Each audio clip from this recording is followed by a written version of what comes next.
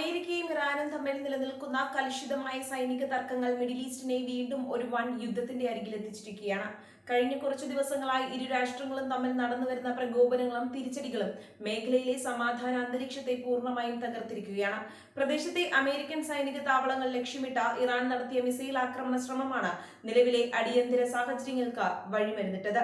ഇതിന് ശക്തമായ മറുപടി നൽകാൻ വാഷിംഗ്ടൺ തീരുമാനിച്ചതോടെ സ്ഥിതിഗതികൾ അതിസങ്കീർണമായ ഘട്ടത്തിലേക്ക് കടക്കുകയായിരുന്നു. അമേരിക്കൻ സേനയ്ക്കെതിരെ ഇറാൻ നടത്തിയ ആക്രമണ ശ്രമത്തിന് മറുപടിയായി ഇറാന്റെ പ്രാദേശിക അതിർത്തിക്കുള്ളിലേക്ക് US വ്യോമസേന ശക്തമായ വ്യോമാക്രമണങ്ങൾ പുനരാരംഭിച്ചു. തങ്ങളുടെ സൈനികരുടെ സുരക്ഷ ഉറപ്പാക്കുന്നതിനും ശത്രുവിന്റെ ആക്രമണശേഷി തകർക്കുന്നതിനുമാണ് ഈ നടപടിയെന്ന് US സെൻട്രൽ കമാൻഡ് വ്യക്തമാക്കുകയുണ്ടായി. ഈ വ്യോമാക്രമണം ആരംഭിച്ചതിന് തൊട്ടു പിന്നാലെ മേഖലയിലാകെ വലിയ നഷ്ടങ്ങളും ഭീതിയും പടർന്നു പിടിച്ചു. തുടർച്ചയായി ഉയർന്ന സ്ഫോടന ശബ്ദങ്ങൾ പ്രദേശവാസികളെ ഭയചകിതരാക്കി. അമേരിക്കയുടെ കടന്നാക്രമണത്തിന് മറുപടിയായി ഇറാൻ തൊടുത്തുവിട്ട 5 ബാലിസ്റ്റിക് മിസൈലുകൾ തങ്ങൾ വിജയകരമായി പ്രതിരോധിച്ചതായി ജോർദാൻ ഔദ്യോഗികമായി അറിയിച്ചു. ഇറാന്റെ ആക്രമണം സ്വന്തം വ്യോമാതിർത്തി കടന്ന് മുന്നേറുന്നത് തടയാൻ ജോർദാന്റെ ശക്തമായ വ്യോമ പ്രതിരോധ സംവിധാനങ്ങൾ ഉടനടി പ്രവർത്തനക്ഷമമാവുകയായിരുന്നു. മിസൈലുകൾ ലക്ഷ്യസ്ഥാനത്ത് പതിക്കുന്നതിന് മുൻപ് തന്നെ വായുവിൽ വെച്ച് തകർക്കാൻ ജോർദാൻ സേനയ്ക്ക് സാധിച്ചു. ഇത് മേഖലയിലെ മറ്റ് സഖ്യരാഷ്ട്രങ്ങളിലേക്ക് യുദ്ധം പടരുന്നത് ഒരു പരിധിവരെ തടഞ്ഞു. മിസൈലുകൾ തടഞ്ഞു നിർത്തിയ വിവരം ജോർദാൻ സ്ഥിരീകരിച്ചെങ്കിലും ഇറാനിലെ പ്രധാന സൈനിക സാമ്പത്തിക കേന്ദ്രങ്ങളിൽ വലിയ തോതിലുള്ള നാശനഷ്ടങ്ങളാണ് US വ്യോമാക്രമണത്തിൽ സംഭവിച്ചിരിക്കുന്നത്. ഇറാന്റെ തെക്കൻ തീരപ്രദേശങ്ങളും തന്ത്രപ്രധാനമായ ദ്വീപുകളും ലക്ഷ്യമിട്ടാണ് അമേരിക്കൻ പോർ വിമാനങ്ങൾ പ്രധാനമായും ആക്രമണം നടത്തിയത്. ഇറാന്റെ സാമ്പത്തിക തലസ്ഥാനമായ ഖുസൈസ്ഥാൻ, ഫാർസ് പ്രവിശ്യ കൂടാതെ പ്രധാന വിനോദസഞ്ചാര വാണിജ്യ കേന്ദ്രങ്ങളായ കിഷ് ദ്വീപ് തുടങ്ങിയ ഇടങ്ങളിൽ വൻ സ്ഫോടനങ്ങൾ റിപ്പോർട്ട് ചെയ്യപ്പെട്ടു. പേർഷ്യൻ ഉൾക്കടലിലെ തന്ത്രപ്രധാന ദ്വീപായ കശ്മീരിൽ അമേരിക്ക നടത്തിയ ബോംബർഷണം കനത്ത പ്രഹരമാണ് സൃഷ്ടിച്ചത്. ഇവിടുത്തെ സൈനിക സങ്കേതങ്ങൾക്കും പശ്ചാത്തല സൗകര്യങ്ങൾക്കും വലിയ കേടുപാടുകൾ സംഭവിച്ചു. സ്ഫോടനത്തിന്റെ ആഘാതത്തിൽ ജനവാസ മേഖലകളിലെ കെട്ടിടങ്ങൾ കുലുങ്ങുകയും പ്രദേശവാസികൾ ഭയന്നോടുകയും ചെയ്തു. കശ്മീർ ദ്വീപ് ഇറാന്റെ നാവികസേനാ നീക്കങ്ങൾക്ക് ഏറെ പ്രാധാന്യമുള്ള ഇടമായതിനാൽ ഇവിടെ നടന്ന ആക്രമണം ഇറാന്റെ പ്രതിരോധ തന്ത്രങ്ങളെ സാരമായി ബാധിച്ചിട്ടുണ്ട്. എണ്ണ സമ്പന്നമായ ഖുസൈസ്ഥാൻ പ്രവിശ്യയിൽ നടന്ന ആക്രമണങ്ങൾ സാമ്പത്തികമായും വലിയ പ്രത്യാഘാതങ്ങൾ ഉണ്ടാക്കുന്നതാണ്. ഇറാന്റെ പ്രധാന പെട്രോളിയം ശുദ്ധീകരണശാലകളും വ്യവസായ കേന്ദ്രങ്ങളും സ്ഥിതി ചെയ്യുന്നത് ഖുസൈസ്ഥാനിലാണ്. ഇവിടെയുണ്ടായ സ്ഫോടനങ്ങളിൽ വൻ നാശനഷ്ടങ്ങൾ സംഭവിച്ചതായി പ്രാദേശിക വൃത്തങ്ങൾ വ്യക്തമാക്കുന്നു. സമാനമായ രീതിയിൽ ഫാർസ് പ്രവിശ്യയിലെ സൈനിക കേന്ദ്രങ്ങൾക്ക് നേരെയും ശക്തമായ മിസൈൽ വർഷമുണ്ടായി.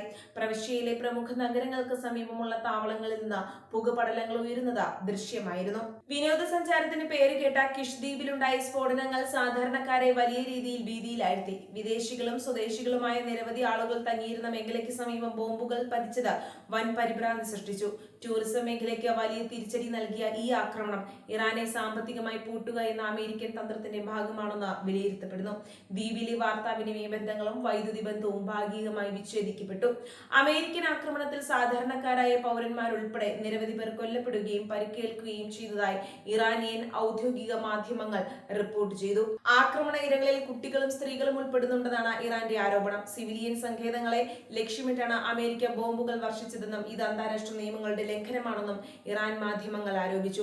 പരിക്കേറ്റവരെ ആശുപത്രിയിൽ എത്തിക്കാൻ രക്ഷാപ്രവർത്തകർ കഠിന ശ്രമമാണ് നടത്തുന്നത്.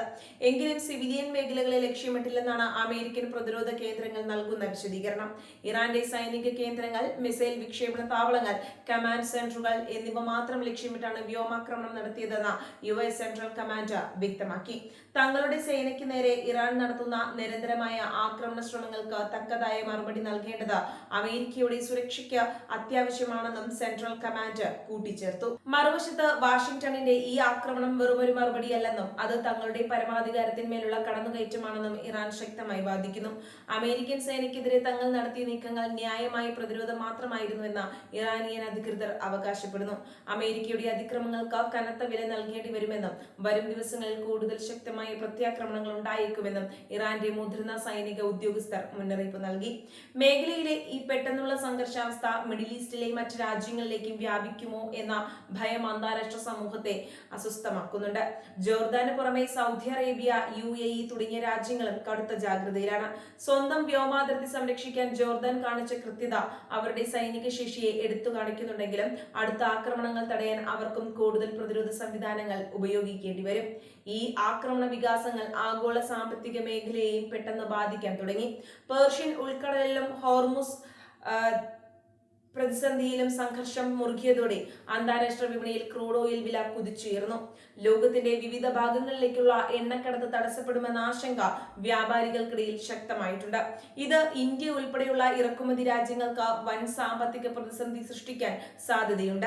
അമേരിക്കയും ഇറാനും തമ്മിലുള്ള നേരിട്ടുള്ള ഈ ഏറ്റുമുട്ടൽ ഐക്യരാഷ്ട്രസഭയിലും വലിയ ചർച്ചകൾക്ക് വഴിവെച്ചിട്ടുണ്ട്. അടിയന്തരമായി യുദ്ധവിരാമം പ്രഖ്യാപിക്കണമെന്നും ഇരു രാഷ്ട്രങ്ങളും നയതന്ത്ര ചർച്ചകളിലേക്ക് മടങ്ങി വരണമെന്നും UN സെക്രട്ടറി ജനറൽ അഭ്യർത്ഥിച്ചു. ലോകം മറ്റൊരു മഹായുദ്ധത്തിലേക്ക് തള്ളപ്പെടാതിരിക്കാൻ വൻ ശക്തികൾ ഇടപെടണമെന്ന് വിവിധ രാജ്യങ്ങൾ ആവശ്യപ്പെട്ടിട്ടുണ്ട്. എന്നാൽ ഇരുഭാഗത്തു നിന്നും അയവുള്ള സൂചനകളൊന്നും ഇതുവരെ ലഭിച്ചിട്ടില്ല. അമേരിക്കൻ ആക്രമണത്തിൽ കൊല്ലപ്പെട്ടവരുടെ മൃതദേഹങ്ങൾ സംസ്കരിക്കുന്ന ചടങ്ങുകൾ ഇറാനിൽ വലിയ പ്രതിഷേധങ്ങൾ അലകടലായി മാറി. ആയിരക്കണക്കിന് ആളുകളാണ് തെരുവിലിറങ്ങി അമേരിക്കയ്ക്കെതിരെ മുദ്രാവാക്യം വിളിച്ചത്. പ്രതികാരം ചെയ്യണമെന്ന പ്രക്ഷോഭകരുടെ ആവശ്യം ഭരണകൂടത്തിന്മേൽ വലിയ സമ്മർദ്ദം ചെലുത്തുന്നുണ്ട്. ഇത് ഇറാനെ കൂടുതൽ രൂക്ഷമായ സൈനിക നടപടികളിലേക്ക് നയിക്കാൻ സാധ്യത ഏറെയാണ്. ഈ സാഹചര്യത്തിൽ ജോർദാന്റെ നിലപാട് ഏറെ ശ്രദ്ധേയമാണ്. അമേരിക്കൻ സഖ്യകക്ഷിയാണെങ്കിലും തങ്ങളുടെ മണ്ണ് മറ്റൊരു രാജ്യത്തിനെതിരായ ആക്രമണത്തിന് ഉപയോഗിക്കാൻ അനുവദിക്കില്ലെന്ന് ജോർദാൻ വ്യക്തമാക്കുന്നു. എന്നാൽ സ്വന്തം അന്തരീക്ഷത്തിലേക്ക് കടന്നുവരുന്ന ഭീഷണികളെ വെച്ചുപൊറുപ്പിക്കില്ല എന്നതിന്റെ തെളിവാണ് അവർ 5 ഇറാനിയൻ മിസൈലുകൾ വെടിവെച്ചിട്ട സംഭവം. മേഖലയിലെ മറ്റ് അറബ് രാജ്യങ്ങളും സമാനമായ പ്രതിരോധ തന്ത്രങ്ങളാണ് സ്വീകരിച്ചു വരുന്നത്. ഇറാന്റെ തന്ത്രപ്രധാന അടിസ്ഥാന സൗകര്യങ്ങൾ തകർത്തതിലൂടെ അവരുടെ മിസൈൽ ശേഷി പകുതിയായി കുറയ്ക്കാൻ സാധിച്ചുവെന്നാണ് പെന്റഗണിന്റെ കണക്കുകൂട്ടൽ. എന്നാൽ തങ്ങളുടെ കൈവശമുള്ള ഭൂഗർഭ മിസൈൽ താവളങ്ങളും തദ്ദേശീയമായി വികസിപ്പിച്ച ഡ്രോണുകളും ഉപയോഗിച്ച ഏത് നിമിഷവും കനത്ത തിരിച്ചടി നൽകാൻ ഇറാന് കഴിയും. അതുകൊണ്ട് തന്നെ അമേരിക്കൻ സൈനിക താവളങ്ങളിൽ ഉയർന്ന ജാഗ്രതാ നിർദ്ദേശം നൽകിയിരിക്കുകയാണ്. കിഷ് ദ്വീപുകളിലെ ആക്രമണം വഴി വിനോദസഞ്ചാരികളെയും വിദേശ നിക്ഷേപകരെയും ഇറാനിൽ നിന്നും അകറ്റാൻ അമേരിക്കയ്ക്ക് കഴിഞ്ഞേക്കും. എന്നാൽ ഇത്തരം സാമ്പത്തിക ആഘാതങ്ങൾ ഇറാന്റെ ജനങ്ങളെ ഭരണകൂടത്തിന് പിന്നിൽ അണിനിരത്താനാണ് സഹായിക്കുക എന്ന് രാഷ്ട്രീയ നിരീക്ഷകർ ചൂണ്ടിക്കാണിക്കുന്നു. ബാഹ്യശക്തികളുടെ ആക്രമണത്തിനെതിരെ ഒന്നിച്ചു നിൽക്കുക എന്ന വികാരം ഇറാനിൽ ശക്തമാകുന്നത് നീണ്ടു നിൽക്കുന്ന സംഘർഷത്തിലേക്ക് വഴിവെക്കും. യൂറോപ്യൻ യൂണിയനും വിഷയം ഉറ്റുനോക്കുകയാണ്. ഇറാന്റെ ആണവ പദ്ധതികളുമായി ബന്ധപ്പെട്ട തർക്കങ്ങൾ നിലനിൽക്കുന്നതിനിടെയുണ്ടായ ഈ സൈനിക ഏറ്റുമുട്ടൽ മേഖലയിലെ ആണവ സുരക്ഷയെ പോലും അപകടത്തിലാക്കുമോ എന്ന ഭയമുണ്ട്. അതിനാൽ വിഷയം പെട്ടെന്ന് ശാന്തമാക്കാൻ യൂറോപ്യൻ രാജ്യങ്ങൾ നയതന്ത്ര തലത്തിൽ നീക്കങ്ങൾ ആരംഭിച്ചിട്ടുണ്ട്. US സെൻട്രൽ കമാൻഡ് തങ്ങളുടെ മേഖലയിലെ സൈനിക സാന്നിധ്യം വീണ്ടും വർദ്ധിപ്പിക്കാൻ തീരുമാനിച്ചിട്ടുണ്ട്. കൂടുതൽ വിമാനവാഹിനി കപ്പലുകളും വ്യോമ പ്രതിരോധ സംവിധാനങ്ങളും മിഡിൽ ഈസ്റ്റിലേക്ക് എത്തിക്കുകയാണ്. ഇത് ഇറാന് മേലുള്ള സമ്മർദ്ദം ഇരട്ടിയാക്കുമെങ്കിലും ഏത് സാഹചര്യത്തെയും നേരിടാൻ സന്നദ്ധമാണെന്ന് ഇസ്ലാമിക് റവല്യൂഷണറി ഗാർഡ് കോർപ്സ് വ്യക്തമാക്കി കഴിഞ്ഞു. അമേരിക്കയുടെ ആക്രമണവും ഇറാന്റെ പ്രതിരോധ പ്രത്യാക്രമണ ശ്രമങ്ങളും ജോർദാന്റെ ഇടപെടലുകളും ചേർന്ന് പശ്ചിമേഷ്യയെ വൻ സ്ഫോടനാത്മകമായ ഒരവസ്ഥയിലേക്ക് എത്തിച്ചിരിക്കുകയാണ്. സിവിലിയൻ മരണങ്ങളും അടിസ്ഥാന സൗകര്യങ്ങളുടെ തകർച്ചയും സ്ഥിതിഗതികൾ കൂടുതൽ സങ്കീർണമാക്കുന്നു. വരും മണിക്കൂറുകളിൽ ഇരുപക്ഷവും സ്വീകരിക്കുന്ന നിലപാടുകളാകും ഈ കലുഷിത സാഹചര്യം ഒരു പൂർണ്ണമായ യുദ്ധത്തിലേക്ക് വഴിമാറുമോ അതോ ശാന്തമാകുമോ എന്ന് നിർണയിക്കുക.